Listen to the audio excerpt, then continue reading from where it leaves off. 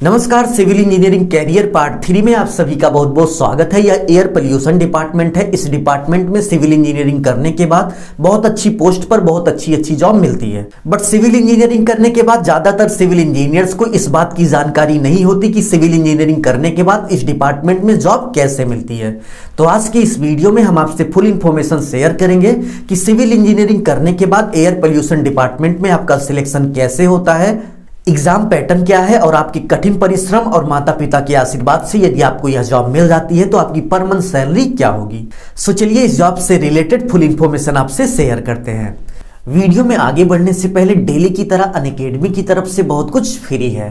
Hello दोस्तों, अब SSC, CGL और सीएचएसएल एग्जाम्स की तैयारी करना हुआ और भी आसान।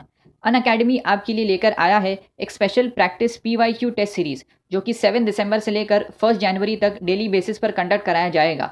इस टेस्ट सीरीज द्वारा general science, general awareness, reasoning, English और क्वांट्स जैसे सब्जेक्ट्स में आपकी तैयारी होगी और भी मजबूत। इसी के साथ स्पेशल फ्री क्लासेस द्वारा कराया जाएगा इन टेस्ट का एनालिसिस देश के टॉप एजुकेटर्स द्वारा। अगर आप फर्स्ट टाइम अनअकैडमी पर आ रहे हैं तो यूज़ करें मेरा अनलॉक कोड, एनरोल करें इस फ्री टेस्ट में और एक्सपीरियंस करें अनअकैडमी प्लेटफॉर्म को। यही नहीं, अगर आप अनअकैडमी का प्लस सब्सक्रिप्शन लेंगे तो इस कोड से आपको 10% इंस्टेंट डिस्काउंट मिलेगा जो ऑलरेडी अप्लाइड होगा। इन्वायरमेंट में प्रदूषण ज्यादा ना हो, इसकी रोकथाम के लिए सेंटर लेवल पर जो डिपार्टमेंट बनाया गया है उसको हम सेंट्रल पोल्यूशन डिपार्टमेंट कहते हैं। सो अब बात करते हैं कि इस डिपार्टमेंट में सिविल इंजीनियर्स के लिए किस पोस्ट पर वैकेंसी आती है। तो नेम ऑफ पोस्ट की बात करें तो जूनियर साइंटिफिक असिस्टेंट और इसके साथ साथ कंसल्टेंट पोस्ट पर वैकेंसी आती है। इन दोनों पोस्ट के लिए यदि हम सैलरी की बात करें तो आपकी स्टार्टिंग सैलरी 16,000 होगी, यानी कि आपकी सैलरी बहुत अच्छी है। यदि आपको यह जॉब मिल जाती है तो आपको ढेर सारी सुख सुविधाओं के साथ साथ 16,000 आपकी स्टार्टिंग सैलरी होगी, यानी कि 60,000 रुपए आपको पर मंथ दिए जाएंगे। तो आप गुणा गणित कर सकते हो, यदि आपको 16,000 पर मंथ सैलरी मिल रही है तो लगभग 10 साल में आपकी लाइफ जो है पूरी तरह से सेट हो जाएगी। और यदि हम नॉर्मली बात करें तो लाइफ पूरी तरह सेट होने में लगभग 50 लाख की जरूरत होती है। 50 लाख में आपका अच्छे से घर हो जाएगा, एक अच्छी गाड़ी हो जाएगी और आपके बच्चे अच्छे से पढ़ लेंगे। ठीक है, ये आपके लिए पर्याप्त है। मतलब 10 साल में आपकी लाइफ पूरी तरह से सेट हो जाएगी यदि आपको इस डिपार्टमेंट में जॉब मिल जाती है। और इसके साथ साथ यदि आपको सेंट्रल पोल्यूशन डिपार्टमेंट में जॉब मिलती है तो आपकी जॉब लोकेशन ऑल इंडिया में किसी भी स्टेट में हो सकती है। तो आपको ऑल इंडिया में जॉब करने के लिए भी तैयार रहना होगा, क्योंकि ज़्यादातर स्टूडेंट्स का यही मानना होता है कि वो अपने स्टेट में जॉब करना चाहते हैं या फिर अपने एरिया में जॉब करना चाहते हैं। इस जॉब में ऐसा नहीं हो पाएगा। आपको अपने एरिया में भी जॉब मिल सकती है या फिर ऑल इंडिया के किसी भी एरिया में आपको जॉब मिल सकती है।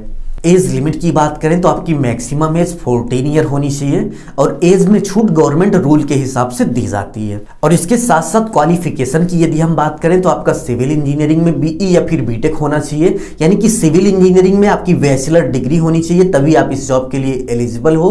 इन दोनों पोस्ट के लिए यानी कि जूनियर साइंटिफिक इंजीनियर और इसके साथ साथ कंसल्टेंट पोस्ट के लिए जो क्वालिफिकेशन है सिविल इंजीनियरिंग डिग्री क्वालिफिकेशन मांगी जाती है।